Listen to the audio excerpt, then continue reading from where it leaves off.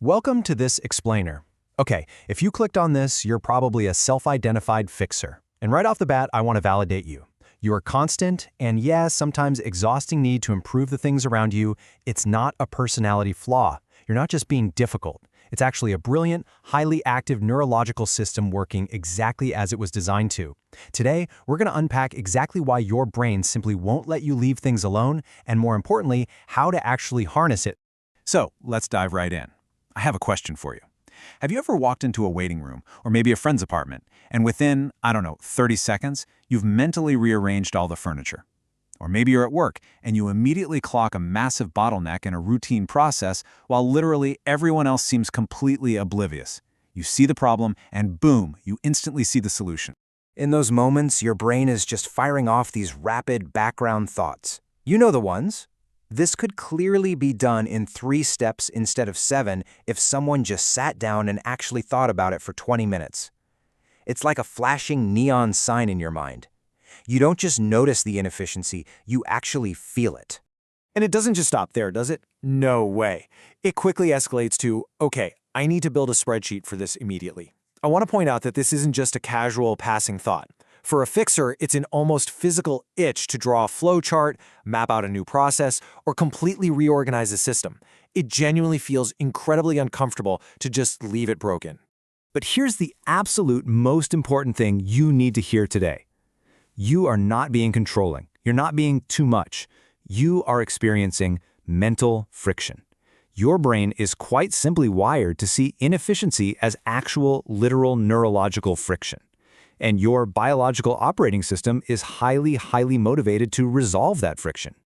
Section 1. The itch to fix things. Let's look at the science behind your brain's baseline operating function for a second. Essentially, the human brain is a pattern recognition machine, right? Well, yours just happens to be running exceptionally hot. Your brain is constantly scanning for the delta between what is and what could be.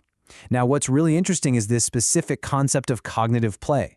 Researchers have found that the optimizer brain actively treats inefficiencies as puzzles to be solved. It literally turns the chaotic world into an engaging game rather than a struggle.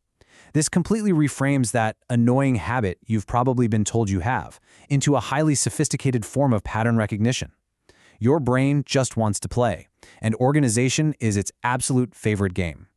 Section 2. The dopamine reward loop. There's actually a profound, measurable neurochemical reason why fixing things feels so intensely, genuinely good to you. It's not just a preference, it's chemistry. First, you spot the inefficiency. Second, you formulate a solution. Third, you execute the redesign. And fourth, boom, you receive a huge hit of dopamine. For you, problem solving isn't just work, it's a measurable dopamine event that actively encodes this exact fixing behavior right into your neural pathways. And because your brain happily files that dopamine hit under the category of, hey, let's do this again, you end up exactly here. You solve one problem and immediately start scanning for the next. You're essentially locked in a loop of finding relief and deep satisfaction by continually reducing that mental friction around you. Section 3. Order as emotional safety. I want to consciously slow our pacing down for just a second here because we need to explore the warmer, much more vulnerable psychological roots of why you might need things to be so perfectly optimized. For many people, growing up in unpredictable or chaotic environments causes the nervous system to heavily crave external systems. You basically start using external order to compensate for internal uncertainty. If you can't control the big, chaotic things in life, well, you can at least make sure your workspace or your kitchen runs with absolute precision.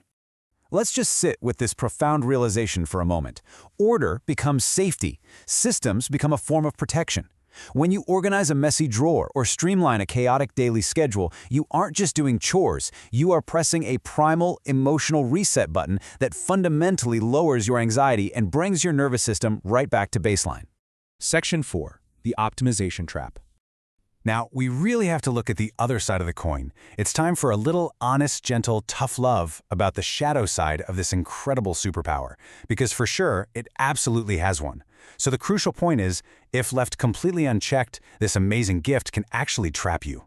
First, the perfectionism trap causes you to constantly move the goalposts on yourself, which means you're never actually finished and never truly satisfied. Second, relationship friction. Your partner might feel constantly criticized because you keep optimizing how they load the dishwasher or drive to the grocery store. And third, optimizing instead of living. This is where you turn your entire life into an endless project to prepare for, rather than a beautifully messy experience to actually live. Section 5. Mastering your fixer mind. But don't worry, we aren't stopping there. How do we take this amazing wiring and actually work with it, rather than fighting it or letting it exhaust us and the people we love? Well, here are 4 highly actionable steps to do exactly that. First, channel it deliberately. Give your brain a sanctioned place to play, like a complex project at work, so it doesn't try to go home and fix your family. Second, practice the good enough threshold. Learn to accept that some systems honestly don't need to be perfect. Third, translate your language. Offer optimizations rather than imposing them. Try asking, hey, I had a thought about this process. Do you want to hear it? And fourth, read the room. Ask yourself, are you optimizing right now because you're having fun or because you're anxious and just avoiding a difficult emotion? If you can master those steps, you can fully embody this incredibly validating reframe. You are an authenticity architect who uses order to create peace in an overwhelming world. Never forget that the world is measurably, fundamentally better because you refuse to let inefficient, broken systems stay that way. Your brain is a massive gift to the spaces you inhabit. Which brings us to a direct, maybe even slightly uncomfortable challenge. What will you consciously choose to leave inefficient today? I challenge you this week to practice just sitting with that itch. Notice what it feels like to leave a low-stakes system beautifully, completely messy. Just embrace the imperfection and see what happens when you just let yourself and the world around you exist. Thank you so much for joining me for this explainer. Now go out there and build something better, or, maybe just for today, don't.